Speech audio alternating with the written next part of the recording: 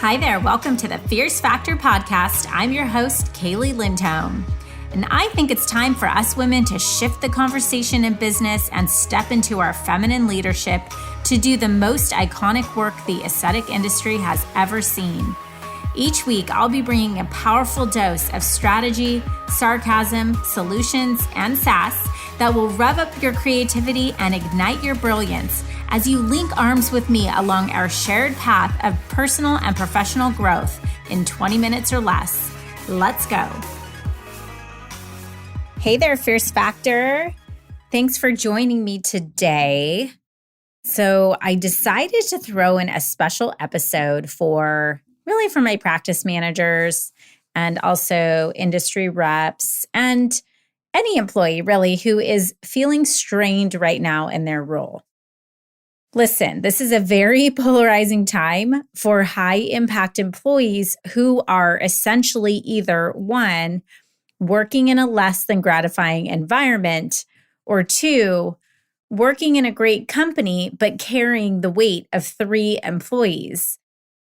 So I really want to shift the focus from what 2020 was to now what can we do? What can we do now? Here's the thing. You've heard the saying, fool me once, shame on you. Fool me twice, shame on me. Basically, Winston Churchill said it best. Those who fail to learn from history are condemned to repeat it. If you listen to this podcast, it's because I know you are a fierce, ambitious leader, entrepreneur, or intrapreneur, making bold moves in your career and making massive impact on your own life and the lives of the people around you. And I want to talk about this topic because it's been front of mind for many of our Facebook tribe members. P.S. If you're not a member of our Facebook group and you're an aesthetic practice owner or leader and planning to do iconic work in 2021, please head over to Facebook. We have a free group called the Tribe of Fierce Aesthetic Leaders. We'll just ask you a few entry questions to make sure you are the right fit, and we would love to have you. We're talking about things like our client, Laura. She's a high-growth practice manager who has been a complete rock star through COVID.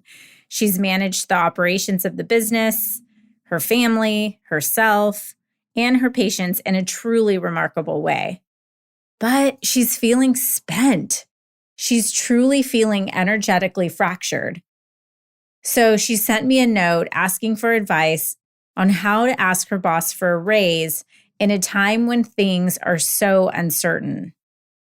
So I wanted to bring this podcast to share a conversation, my conversation with Laura, and also my advice for all of you who are feeling like you're worthy of a pay increase in your role. So let's start by giving credit where credit is due to my amazing practice managers. Many of you know that I was a sales director responsible for multi-million dollars in corporate America before I stepped into a managing director partnership role with a young plastic surgeon. Well, I learned very quickly that managing a small team in a practice with an owner who is also the operator of the business was not for the faint of heart. There was no wiggle room, no time to wait on decisions, or really ability to prioritize aspects in the business of human resources, patient care, business operations, marketing. I mean, it was all important. And the difference between running a multi-million-dollar sales team within an organization and building a high-growth aesthetic practice is everything. The leader of the business doesn't have multiple departments to hold accountable to their deliverables. There's one person accountable, and you know who that is. So when Laura called me, I could certainly relate. I knew the stress she was feeling, and I could only imagine how the pandemic had impacted the experience she had at work every day. But as we started strategizing on the best way to ask for a raise, my advice to her really didn't sound very different than it would have for an employee who reported to me in Fortune 500. So as we unpacked a few layers, we talked about 3 main areas she really needed to consider carefully and prepare for before she asked for a raise. And I'd like to share those with you today. So number 1 is to be explicitly clear what you are asking for. Okay, so the first question I asked Laura was, why do you want to raise? And she laughed as if that was such an obvious question until she saw the serious look in my eyes. No, truly, what is your core motivation for asking for a raise? The first step in asking for anything, especially a raise, is to be explicitly clear what you're asking for. So think about it. Why are you desiring a raise? Is it simply money? Is it just you need the money or you feel like you're deserving of the money? Or is it appreciation? Or are you looking for advancement or challenge or career growth? Or does your friend make more money in the same role so you feel like you deserve it? Really think about this. If you're going to go through the process of committing yourself to doing the work of asking for a raise, you sure as hell better know that what you're asking for will solve the problem you have. So number 2 is to be prepared to showcase how your work has made a direct impact on the health of the business. So this exercise may actually be extremely cathartic for you. Take the time to go back and evaluate the projects and initiatives your leadership has impacted. With Laura, we created a spreadsheet and listed the business's top goals for the year, a summary of activities and accomplishments, and outstanding opportunities for business growth, i.e., invest in more of her. And let me tell you, that list was long. It was rewarding to see everything she had accomplished, the impact she was making, and the results she had produced. And it was empowering and effectively confirmation for her that what she has to offer is clearly working. So once you're explicitly clear on what you're asking for, and then you are prepared to showcase how your work has made a direct impact on the health of the business, that's when you move into step 3 by asking yourself, how will giving you a raise benefit the business? So this is where I really see most employees trip up. They're asking for the business to increase its expenses on them, likely deservedly, but then they don't bring to the table justification for why this is a strategic move for the company. Will additional investment come with increased efficiency, with new responsibilities, or better productivity? And how will that happen? And how will that be tracked? The more thoughtful you are about the proposal you are making as it relates to the business, the more likely you are to present a compelling case for the business to reinvest in you.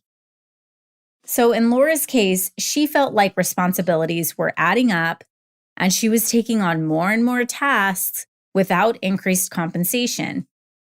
So this is quite common, by the way, FYI, for you practice managers. The better your plan, key responsibilities, and performance objectives are articulated in your contract and also align your compensation with the business's goals, the less likely you will be to find yourself in this position. So Laura had to really think about what it would mean for the practice if she made more money. And we put a solid case together. See, when Laura pulled the numbers on the impact her time had when she was doing strategic business growth activities, like creating partnerships with other local businesses who were referring patients, negotiating stronger margins on consumables, etc., the business directly benefited by X amount of dollars. We could directly measure its impact, and we could take a look at the financial impact those activities brought to the business. However, many of her new tasks were time-sucking and tactical activities that could be outsourced to a contractor or a part-time employee. By offloading these tasks, she would become twice as productive by focusing on tasks that were revenue generating. Additionally, an increase in compensation directly related to these activities would keep her and the business on track and focused on the things that actually matter. It was a win-win solution for Laura. She was able to offload some of the tasks bogging her down and score a bonus on profitability. Now, this is how iconic leaders create change. Speaking of iconic, on December 1st, I'll be hosting a 5-day boot camp where I'll share with you the top 4 pillars that have catapulted our clients' business growth. If what I'm saying to you about designing a blueprint that will put more money in your business's bank account and in your pockets, if this is resonating with you, you can simply sign up for free at klcconsultants.com/bootcamp. This is not for everyone, however. This is a higher level conversation, and it's designed exclusively for practices who are ready to make an investment once and for all in shoring up an unbreakable foundation for their business that will stand the test of time. So I hope this episode will help you think about how you articulate your value when you are in position to ask for a raise, and how your solution can be a win-win for the business you serve. Thanks for joining me today. If you are a high-growth aesthetic practice owner or leader looking to elevate your visibility, get in position to attract high-end clients, and stand out in a crowded marketplace, I'd love to invite you to join me for Iconic Influence, a 5-day high-impact bootcamp where my team will help you create a growth blueprint to ignite epic growth in your business going into 2021. Here's the thing. If you're doing any marketing at all this year and you're not doing work on your influential brand positioning, you are flat out leaving money on the table. Maybe you're an expert of your craft, but not yet a master of growing your business. Or perhaps you're a practice manager struggling to help your MD owner see the bigger picture to scalability. Or maybe you just have explicit ambition to create a bespoke growth system designed to produce 6 figures in revenue in your business every single month. If you are serious about effortlessly attracting higher-end patients and team members who recognize your brilliance, appreciate, support, and uplift you, this bootcamp is for you. Sign up now for free at www.klcconsultants.com/bootcamp and save the date for December 1st for a transformational experience. I'll see you there. Thank you for joining me for this episode of The Fierce Factor. If you enjoyed the show, please make sure you subscribe so you can automatically get new shows every week. I'd also love it if you left us a review. And come join the conversation online. If you're an aesthetic industry owner, operator, or leader, please join my free Facebook group, The Tribe of Fierce Aesthetic Leaders, a community of ambitious, purpose-driven professionals who collaborate and share best practices for growth in business and life. I'm honored you tuned in.